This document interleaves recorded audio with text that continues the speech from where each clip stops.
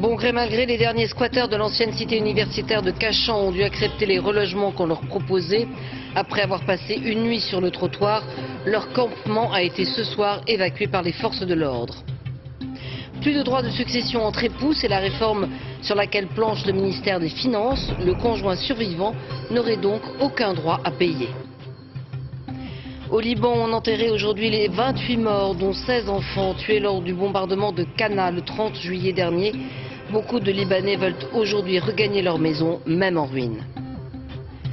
Les cigarettes light, c'est fini, du moins aux États-Unis. Les cigarettiers n'ont plus le droit de faire usage de cette mention. La juridiction américaine considère que light ou pas, toutes les cigarettes représentent des dangers mortels. Pour le spectacle Ben Hur qui aura lieu en septembre au Stade de France, cascadeurs et équipage s'entraînent.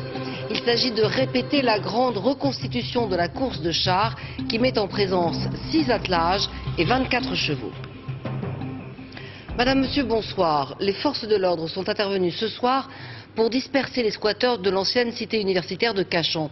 Quelques 200 expulsés avaient préféré camper la nuit dernière sur place, refusant les hébergements à l'hôtel qu'on leur proposait. Parmi les évacués, 31 personnes ont été placées en centre de rétention.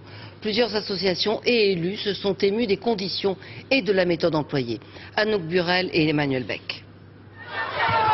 Ils sont encore évacués de force, mais cette fois c'est sans ménagement. Hier c'était le squat, ce soir le campement que 200 personnes avaient improvisé juste devant le bâtiment, à Cachan. Certains des squatteurs réagissent violemment. Les femmes et les enfants se sont assis par terre pour empêcher que les CRS ne les délogent. Seuls des hommes sont interpellés.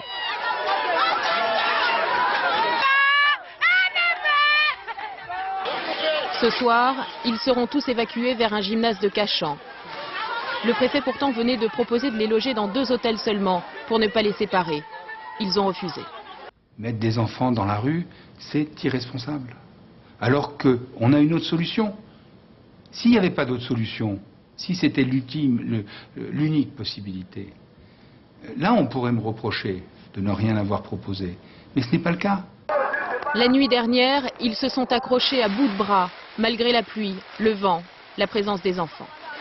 On va aller où, monsieur? On ne bouge pas d'ici. On est là, quelqu'un sera. Même si la pluie vient plus que ça, on est là. J'espère que vous allez le montrer à Sarkozy. On a les enfants au dos, il faut qu'ils le voient. Des abris de fortune montés avec 3 fois rien, des nappes de cuisine parfois, quelques matelas à peine pour 200 personnes, le minimum. C'est pas parce qu'on est là, parce qu'on aime Kassa ou on aime les squats, non. C'est parce que nous nous trouvons dans une situation précaire. Plus tard, nous retrouvons M. Tanga dans un hôtel. Il veut prévenir une femme que son mari a probablement été arrêté pendant qu'elle dormait. Au milieu de la nuit, elle remballe affaires et enfants, repart vers Cachan. De toute façon, dit-elle, à l'hôtel, il n'y a rien à manger. Voilà, messieurs, dames, on va amener cette famille parce qu'ils ne vont pas rester ici à trouver les femmes. Dans cet hôtel avec vue sur l'aéroport, il y a des dizaines de familles, avec ou sans papier. La nuit dernière, 190 personnes étaient logées à l'hôtel. Combien resteront? Depuis hier, 31 personnes ont été placées en centre de rétention. Tout était déjà sous le coup d'un arrêté d'expulsion. Les Français dont on a vanté le retour à la raison et à la prudence sur les routes ont pris beaucoup de risques au cours du long week-end du 15 août. 49% de morts supplémentaires. Le signe peut-être que la vigilance diminue, alors rappel nécessaire de prudence avant les grands retours de ce week-end. Azedine Ahmed Archouch. Le pont du 15 août a été particulièrement meurtrier, alors que jusque-là, le bilan de la sécurité routière était encourageant. Personne ne trouve d'explication à ces mauvais chiffres, pourtant les hypothèses ne manquent pas. Premier argument, le pont cette année était plus long qu'en 2005, 5 jours au lieu de 4, soit 20% de plus. Mais l'hypothèse ne tient pas. Le nombre de morts, 67 cette année contre 40 l'an dernier, traduit une augmentation de près de 50%, loin des 20% théoriques. Deuxième hypothèse, la vitesse. Là encore, elle ne tient pas. Les services officiels ont constaté plus de bouchons que l'an dernier. La journée la plus meurtrière, celle du 15 août, était même classée noire. Troisième explication possible, la météo. Là en revanche, les conditions climatiques ont peut-être joué un rôle. L'alternance de trompes d'eau et de ciel ensoleillé ont rendu la conduite pénible. Il faut rajouter à cela la poussière accumulée sur les routes à cause de la canicule. Elle a rendu la chaussée très glissante dès les premières pluies, un phénomène appelé verglas d'été. Supprimer les droits de succession pour les conjoints survivants, c'est un projet sur lequel travaille le ministre des Finances, une mesure de bon sens, dit-on, qui éviterait de taxer 2 fois une même génération, mais surtout un message pour ceux qui paient l'ISF, l'impôt sur la fortune, principaux concernés par la mesure. Bruno Timsit et Damien Louvet. Son appartement, Colette Gilbert l'a acheté il y a 50 ans, avec son mari. À sa mort, elle a dû payer des droits de succession sur ce bien immobilier pour pouvoir hériter de la part de son conjoint. Une injustice, selon elle, après une vie de travail. Ce que nous avons là, c'est nous qui avons travaillé. Alors, au décès de mon mari, à l'idée de payer des droits de succession là-dessus, moi j'avoue que c'est un petit peu lourd. C'est à cette impression de payer une seconde fois pour un bien acquis en commun par les 2 conjoints que le gouvernement veut s'attaquer. Pourtant, dans les faits, la plupart des conjoints survivants ne paient pas de droits de succession. 25 900 €, c'est le montant moyen des héritages touchés par les conjoints. Un montant largement couvert par des abattements fiscaux d'au moins 76 000 €. La réforme profiterait donc en priorité aux plus fortunés. Dès qu'on rentre dans l'ISF, et on sait que de plus en plus de Français aujourd'hui sont soumis à l'ISF, la question du montant des droits de succession entre époux se pose avec une ampleur plus ou moins grande selon la taille du patrimoine. Pour le budget de l'État, une telle mesure coûterait 400 millions d'euros par an. Bercy précise que cette réforme n'est pour l'instant qu'une piste de travail. Parmi d'autres, le Premier ministre pourrait trancher la semaine prochaine. La mort d'un ouvrier sidérurgiste au plus fort de la canicule cet été. Il s'est effondré dans son atelier alors qu'il travaillait par 60 degrés de température. La famille dénonce les conditions de travail alors que l'enquête a conclu à une mort naturelle. Frédéric Vion. Il n'avait que 44 ans et c'est pourtant d'une crise cardiaque que Patrick Darcy est mort le 19 juillet dernier dans cette usine d'Arcelor à Dunkerque. Ce jour-là, au beau milieu de la canicule, il faisait 38 degrés à l'extérieur et selon la CGT, plus de 50 degrés dans l'atelier où il travaillait pour un sous-traitant de l'usine. Mais après autopsie, sa mort a pourtant été déclarée naturelle, ce que n'acceptent pas les membres de sa famille. Là, il est mort pendant son boulot. Là, c'est un accident de travail. C'est tout pour moi. C'est pas une mort naturelle pour vous? C'est pas une mort naturelle. Qu'on nous dise pas que le donneur d'ordre Arcelor a pris toutes les règles de sécurité pour ses sous-traitants et pour les sous-traitants des sous-traitants, ce n'est pas vrai. Car pour les syndicats, la situation des quelques 2000 personnes que l'usine Arcelor emploie chaque jour en sous-traitance est loin d'être toujours régulière. Ainsi, selon la CGT, Patrick Darcy n'avait pas effectué sa visite médicale, il n'avait signé son contrat que la veille de sa mort alors qu'il travaillait depuis une semaine, et surtout ses horaires de travail ont été raturés par une main inconnue et ils ne correspondent pas à ceux de son agenda personnel. Comme si on avait voulu minimiser son temps de présence dans l'atelier surchauffé et donc réduire la responsabilité de son employeur. On n'en démord pas et on veut faire reconnaître que c'est un accident du travail dû à la chaleur et puis aux conditions de travail que ce monsieur a effectuées. Il y a un mois, la version d'Arcelor était bien sûr toute différente. On a arrêté un chantier dans la même zone, avec la même entreprise, où les conditions ont été jugées trop chaudes et le chantier a été arrêté. Donc en fait, on sait s'adapter aux conditions climatiques. Mais aujourd'hui, c'est le silence radio. Ni Arcelor ni la société Semib, employeur direct de Patrick Darcy, ne se sont exprimés. Furieuse, Ségolène Royal, son appartement fouillé, mis sans dessus-dessous pendant ses vacances, sans que rien n'ait été dérobé. L'épisode est désagréable en soi et elle ne voulait pas le rendre public. Elle accuse aujourd'hui le ministère de l'Intérieur d'avoir diffusé cette information après qu'elle ait fait un signalement au commissariat. C'est l'occasion d'une polémique politique. Arnaud Boutet. Au départ, il s'agit d'un événement banal. Retour de vacances, mauvaise surprise. Ségolène Royal constate que l'appartement qu'elle occupe avec François Hollande a été visité. Une intrusion sans cambriolage. Elle signale l'incident à la police, mais 2 jours plus tard, le Figaro publie un article. Madame Royal reproche au ministère de l'Intérieur d'avoir diffusé l'information qu'elle souhaitait confidentielle. Début de polémique, dans un communiqué, le ministère écrit en majuscules soulignées « Aucune information a été divulguée ». Quelques heures plus tard, nouvelle passe d'armes. Il est clair que le cabinet du ministre de l'Intérieur a eu un contact avec la presse. Est-ce que c'était pour confirmer? Est-ce que c'était pour donner l'information initiale? Il dément dont acte. À ce moment-là, il faut que l'enquête soit faite pour savoir exactement ce qui s'est passé. Je ne veux pas polémiquer là-dessus, mais je donne un avertissement. parce que ce n'est pas la première fois que des informations concernant ma famille et mes enfants sont diffusées dans la presse. Et maintenant, ça suffit. Le petit fait divers devient un affrontement politique et l'UMP ne se prive pas de répondre avec ironie. En réalité, c'est une opération de communication de Madame Royal qui peut dénoncer ainsi le ministère de l'Intérieur sans preuve, sans éléments, et elle donne un avertissement. Que Madame Royal et ses amis votent plutôt les crédits du ministère de l'Intérieur pour lutter contre les cambrioleurs, je pense que ce sera beaucoup plus efficace pour tous les Français. Nicolas Sarkozy effectue sa rentrée politique à la fin du mois. Ségolène Royal, dès demain. À 8 mois de la présidentielle, l'ambiance s'annonce déjà électrique. Au Liban, les obsèques des civils tués lors du bombardement de Cana le 30 juillet dernier ont eu lieu aujourd'hui. Dans cet immeuble détruit par l'aviation israélienne, 28 corps, dont ceux de 16 enfants, avaient été retrouvés. La plupart s'y étaient réfugiés dans les caves, croyant y trouver un abri sûr. Et selon les responsables, les bombardements israéliens contre les positions du Hezbollah au Liban auraient causé la mort de 1200 personnes. Et maintenant que les armes se sont tues un peu partout, l'heure est au recueillement. Reportage à tir de nos envoyés spéciaux Bertrand Coq et Lionel Langlade. Il s'appelait Hassan Ali, il avait 21 ans, il est mort fin juillet en combattant les Israéliens. Son père le pleure et son oncle se dit fier d'avoir un martyr dans la famille. Aujourd'hui, les chiites ont retrouvé leurs morts. 196 corps inhumés provisoirement dans un terrain vague de tir quand les bombardements israéliens interdisaient tout déplacement. Ce vendredi, rendus à leurs proches, ces morts, essentiellement des combattants, sont ramenés chez eux, dans les villages.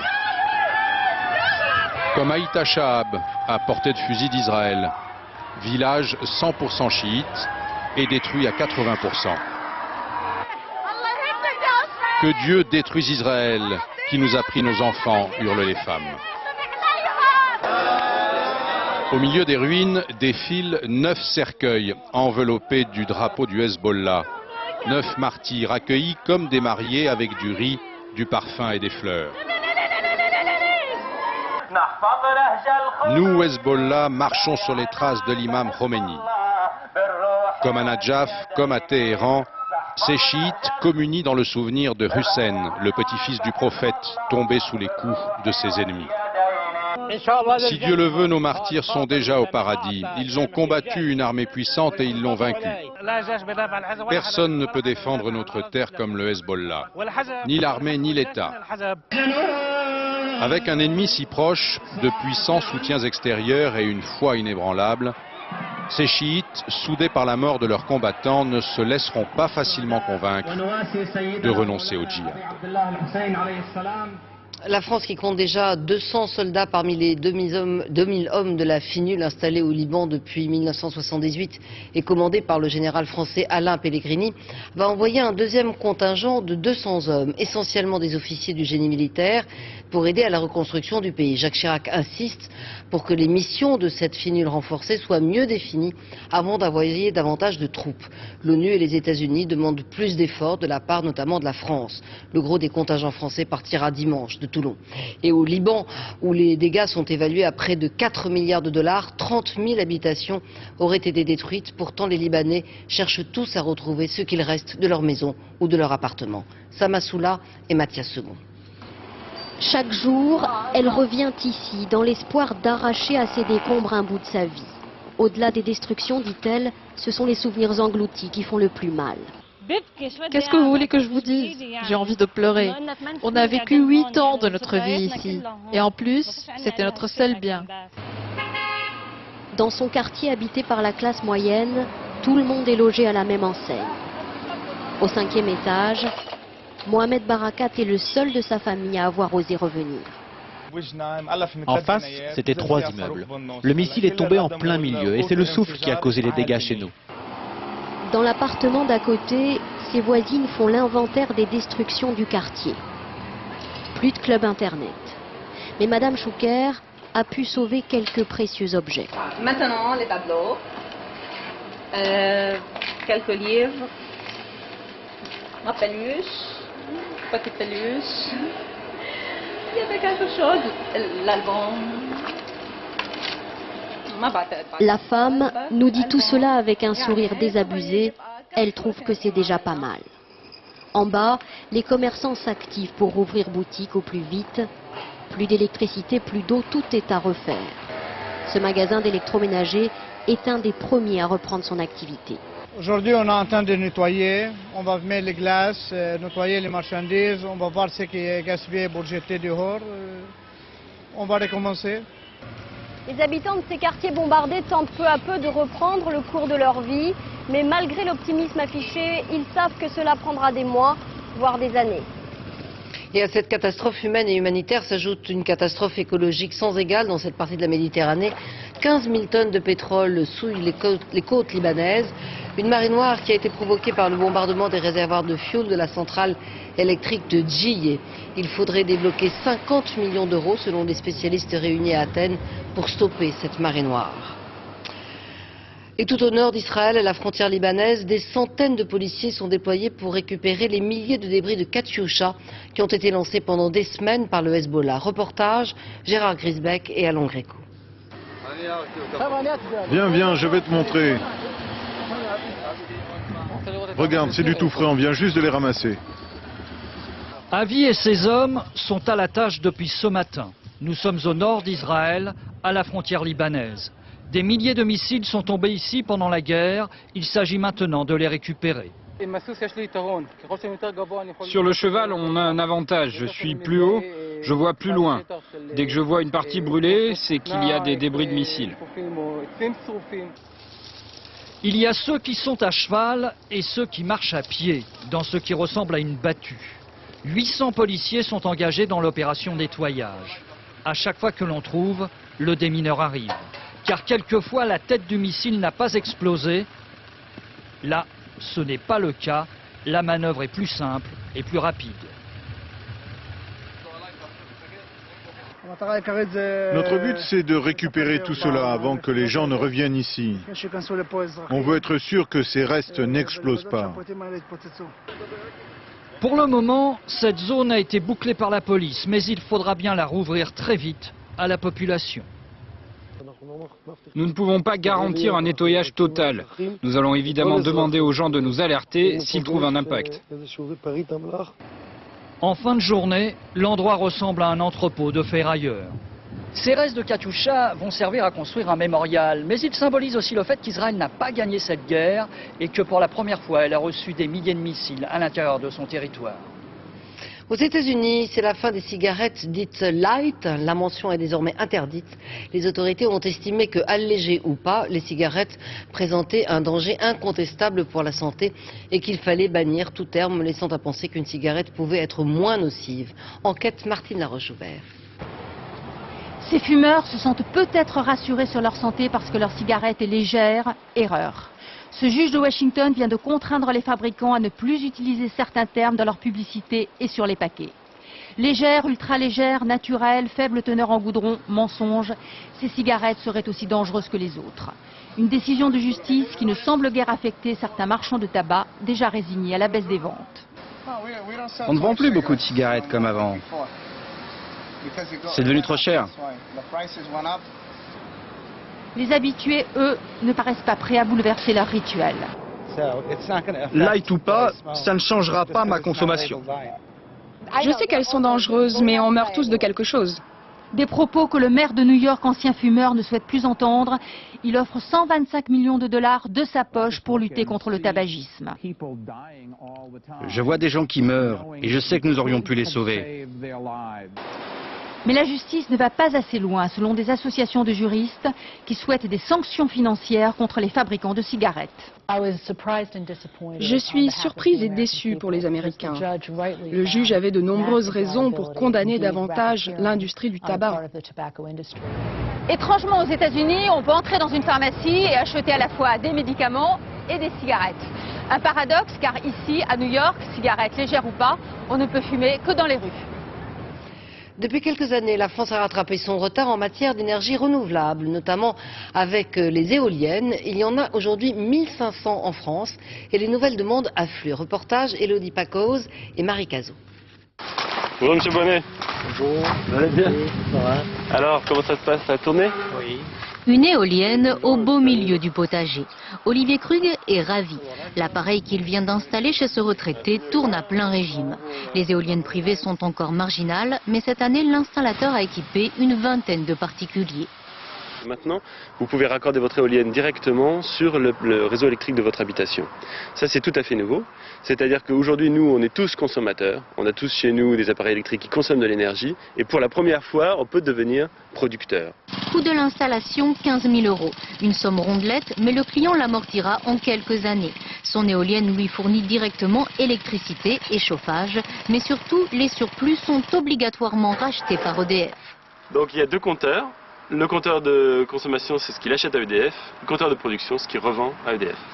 Une bonne affaire pour les particuliers, mais plus encore pour les industriels. Voici l'un des plus grands parcs éoliens français. Ici, EDF rachète 8 centimes le kilowattheure produit. C'est 3 fois le coût moyen de production de l'électricité en France. Le promoteur est satisfait, il lance même un appel aux petits épargnants.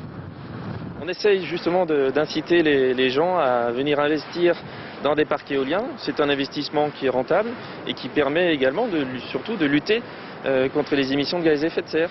Regarde les éoliennes, mon amour, comme elles sont belles. Seul hic, puisque EDF rachète à perte, elle répercute sur tous les consommateurs. Mais les investisseurs sont poussés par un vent politique favorable. D'ici 2010, une commune sur 50 sera dotée d'un parc éolien. Écrire une chanson, trouver les mots, la musique et puis la chanter. C'est ce que propose une association Crescendo à des adolescents qui, pour la plupart, ont vécu des moments difficiles, placés en foyer ou éloignés de leurs parents. Des enfants qui ont grandi trop vite et à qui la chanson permet de dire aussi leur chagrin et leur souffrance. Reportage à Aix-en-Provence, Zindine Boudaoud et Michel Comin. Le public était conquis d'avance.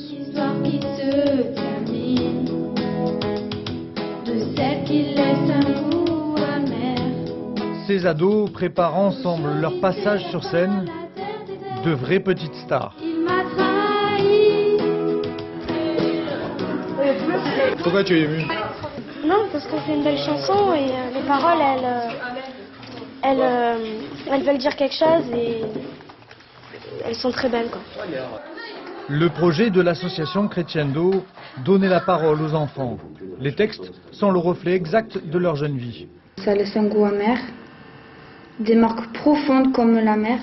On voulait expliquer en chanson on voulait exprimer ce que les femmes ressentent quand elles se font trahir par un homme. De loin, c'est une colonie de vacances comme les autres. Certains de ces garçons et de ces filles ont déjà beaucoup souffert pour leur jeune âge. Des enfants retirés à leurs parents pour les protéger en côtoient d'autres bien plus chanceux.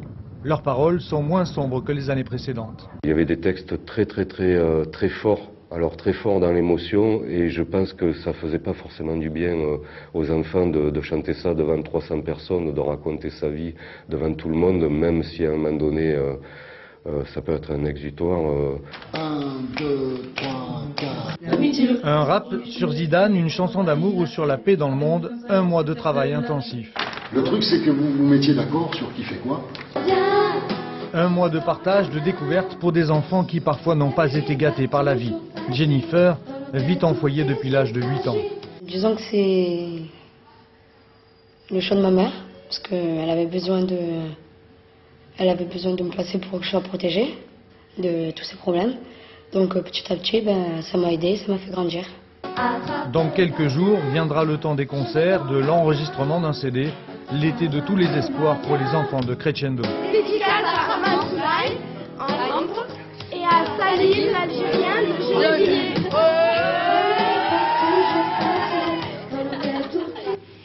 La doyenne des Français, Camille Loiseau, âgée de 114 ans, est décédée à l'hôpital de Villejuif. C'était le 12 août dernier. La nouvelle doyenne est née en Poitou-Charentes le 4 avril 1894. Elle s'appelle Marie Mornay. Comme son nom l'indique, le Nautile est un sous-marin, l'un des seuls au monde capable de descendre à 6000 mètres de profondeur. Il a été utilisé entre autres pour colmater le pétrolier Le Prestige. Et c'est avec ce sous-marin que l'Ifremer va aller scruter la croûte océanique au large des Açores. Préparatifs avec nos deux scaphandriers, Nicolas Châteauneuf et Arnaud Wust. Ok, tu peux y aller, je suis derrière. Dernière vérification pour le Nautile. Le gros sous-marin jaune s'apprête à rejoindre aux Açores la flotte de l'Ifremer. Au menu, 1 mois de plongée pour étudier la croûte océanique. Mais après quelques semaines passées à terre, il faut tout vérifier. On doit tester tous les équipements sensibles du sous-marin avant de donner l'autorisation au sous-marin de partir en plongée. Donc c'est un travail que l'on effectue tous les matins avant la plongée et que l'on vérifie le soir. 18 tonnes, 8 mètres de haut. Le Nautile est l'un des 3 sous-marins au monde capables de descendre à 6000 mètres de profondeur. C'est lui qui a colmaté les fuites du Prestige. C'est lui encore qui a ramené ces incroyables images de vie au fond des océans. Lui enfin qui a localisé l'épave du Titanic. Sur l'Atalante, son navire d'amarrage, plus d'une trentaine de personnes le bichonnent en permanence. Ces pinces, véritables bijoux de robotique, sont manipulées de l'intérieur du cockpit. Une sphère de titane de 2 mètres de diamètre et de 6 cm d'épaisseur, où on loge 3 personnes, un peu à l'étroit. Tout ça en étant couché sur le ventre et la tête dans le hublot, en position comme ça, de manière à pouvoir observer les manips que l'on fait. En 22 ans, le Nautile a effectué plus de 1600 sorties. Jean-Paul Justiniano l'a piloté à de nombreuses reprises. Plage arrière de Nautile, le panneau est fermé, nous sommes parés à plonger. Aujourd'hui, il ne s'agit que de tests, mais le plaisir de la plongée est toujours intact. Ah, ça c'est un moment très important parce que c'est en quelque sorte quand on est sur un bateau où il y a toujours des mouvements de houle, tout ça, dès qu'on est dans l'eau et qu'on a pris la plongée, c'est le monde du silence et c'est le calme. Puis vient le moment de larguer les amarres. Mieux vaut alors ne rien avoir oublié, car une fois à bord du Nautile, l'équipage reste parfois plus de 8 heures seul au fond de l'océan. On est dans l'eau. Près de Sète à Frontignan, la Péra, des archéologues explorent eux aussi les entrailles de l'épave d'un navire du milieu du 19e siècle, en partie recouvert par le sable, des vestiges du passé qui dormaient sous les eaux. Hélène Vergne et Grégory Vasseur. Par 4 mètres de fond, l'épave attendait ses inventeurs depuis plus de 150 ans. Un bateau de plaisance couché sur le flanc et dévoilant ses entrailles. Sur les circonstances du naufrage, des indices guident les archéologues vers une première interprétation. Ce qui est étonnant, c'est qu'au moment où on retrouve ce bateau avec les objets à l'intérieur, rien n'a été pris, rien n'a été déchargé. Il semblerait que les gens soient partis précipitamment quand même, parce que ça devait vraiment taper et il devait y avoir un ouragan ou quelque chose comme ça. La longue vue du capitaine, de la vaisselle fine, des poteries en quantité. Sans doute un bateau luxueux à quelques encablures de la plage de Frontignan. À l'époque, le trafic marchand y était très dense. Il y a tout un trafic vers les colonies, Antilles d'abord. Donc la France a des comptoirs partout qui lui permettent de faire un commerce international assez florissant. Mais ne fouille pas qui veut. Chaque inventeur se doit de déclarer sa découverte et demander l'autorisation d'exploiter le gisement, car il s'agit de limiter les pillages. Ces bénévoles fouillent donc pour le plaisir uniquement. C'est le béquet. Ça s'ouvre là si on a le Essayez voir. Il y a l'idée de faire partager aux gens, mais aussi l'administration, ce qu'ils veulent savoir, c'est l'architecture navale. Donc on fait des relevés, on prend des côtes. Tout ça c'est pour écrire l'histoire. Alors on participe un peu. Il leur faudra encore 3 années pour dégager tous les secrets de l'épave, puis ils reboucheront, réensableront comme le veut la loi. Ces objets seuls, témoins d'une époque, seront alors confiés au musée de Frontignan et enfin accessibles à tous. À Londres, rallye très select comme les Anglais en raffolent, avec un ticket d'entrée à 3 000 € tout de même, pour 4 jours de course nautique de Londres à Poole, en passant par Boulogne et Deauville. Le tout à bord de gros bateaux de milliardaires, le but du jeu n'étant pas d'arriver premier, mais surtout de sabler le champagne à chaque étape. So chic, comme dirait Arnaud Miguet. Starlet, donc photographes, playboys, milliardaires et professionnels de la mer, semblent avoir interrompu leurs vacances tropéziennes pour participer à un des événements qui pourrait s'imposer dans les années à venir pour tout ce que le royaume compte de VIP. Ce rallye s'adresse à tous ceux qui ont un bateau et se reconnaissent dans un certain style de vie. Ils veulent se marrer et profiter de la mer. Voici le départ de la 2e édition de Blade Run. 22 bateaux de toute taille chahutent les eaux de la Tamise. Certains bolides à plus de 40 nœuds marins. L'idée n'est pas forcément pour tous d'admirer le paysage, comme ici le musée de Greenwich, lieu historique de la marine anglaise, ou encore le Dôme, mais d'arriver le plus vite à bon port. Mais avant, il leur faudra traverser la Manche. Ça remue beaucoup, un peu comme une machine à laver. Pour Steven Pyle, à la barre de son yacht propulsé par 460 chevaux, l'idée de cette course n'est pas la vitesse, mais l'aventure. Les courses transmanche ont commencé dans les années 60. Suite à un pari de 7 €, depuis il y en a toujours eu. De toutes ces courses, c'est le bateau que je préfère, mais le champagne c'est sympa aussi. Après 8 heures de mer, première étape de ce rallye nautique, le port de Boulogne. 3 000 €, les frais d'inscription, au moins autant pour nourrir ses hors-bords en essence.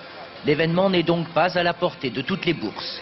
Et c'est naturellement au champagne que les compétiteurs sont accueillis, qu'ils soient professionnels, milliardaires, playboy ou starlet. Le Français Tony Parker, pièce majeure de l'équipe de France de basket pour les championnats du monde qui débutent samedi au Japon, a été victime d'une fracture du majeur de la main droite. Il a donc dû abandonner.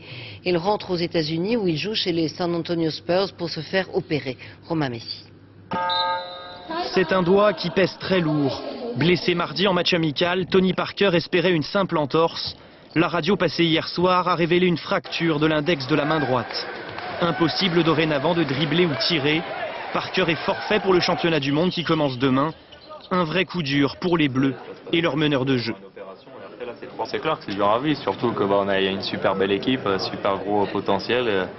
Moi personnellement j'étais en pleine forme, je revenais à mon meilleur niveau en équipe nationale et donc c'est clair que je suis un peu déçu.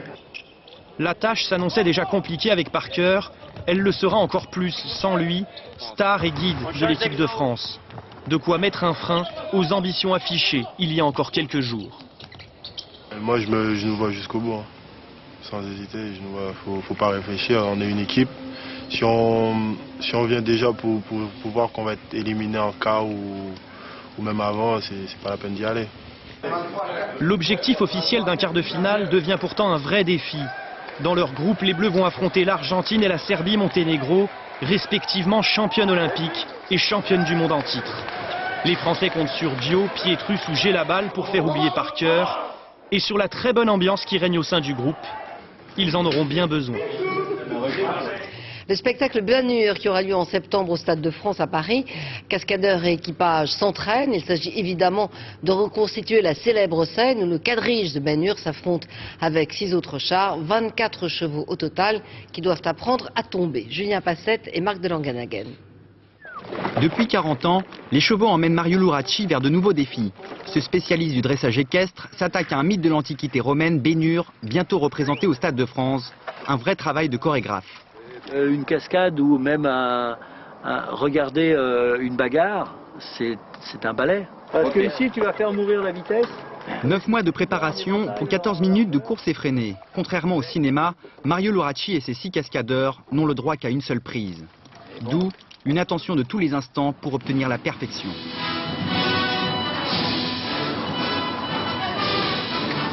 Ce jour-là, le cascadeur répète l'une des scènes les plus spectaculaires, la chute de Messala, l'ennemi de Ben-Hur, emmené à plus de 50 km/h par ses coursiers obscurs. Alors, la sensation, disons que c'est après, on est bien après, voilà. Il va y avoir un petit coup de stress quand même. Pour obtenir de tels résultats, Mario Luracci a une entière confiance en ses chevaux. Un être vivant qui est la continuité de votre pensée, en exécution sur plein de choses et qui en plus vous porte. Et qui en plus vous rend plus fier et plus beau que ce que vous pouvez être, c'est rater quelque chose de ne pas aimer ça. Côté coulisses, les box sont quasiment des loges de cinéma. Ces chevaux sont traités comme des stars car ils ont leur particularité. Leur cœur a une bonne tête, ça c'est important. Je pense que les animaux sont le reflet des gens qui s'en occupent. Habitué au spectacle sportif, le public du Stade de France assistera au jeu du cirque Grandeur Nature, au triple galop.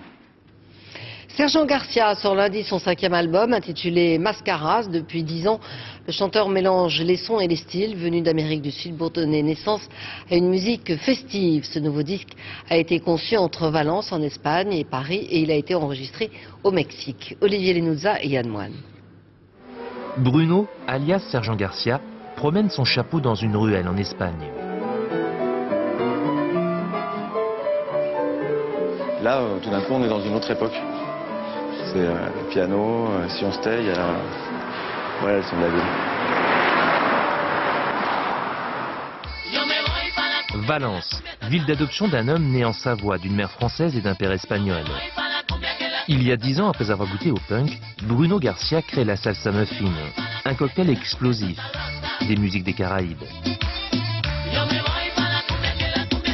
Pour moi, mes racines, c'était l'Espagne, mais c'était aussi beaucoup l'Amérique latine, parce que chez moi, on écoutait beaucoup de musique latino-américaine, on écoutait beaucoup de sons qui venaient de Cuba, qui venaient du Mexique, qui venaient du Chili, d'Argentine. Voyage au cœur de ses racines musicales, direction le Mexique. Chercheur d'or et de talent, Sergent Garcia y a déniché ses pépites. Des musiciens et un producteur du pays. Un son original et des textes qui parlent de la vie des gens. À travers la fête, on n'oublie pas qu'on raconte les choses de tous les jours, on n'oublie pas qu'on est des griots modernes, qu'on raconte les chroniques de notre époque, qu'on raconte les histoires des gars qui passent la frontière. De retour à Valence à l'heure des tapas, Sergent Garcia interprète l'un de ses nouveaux titres.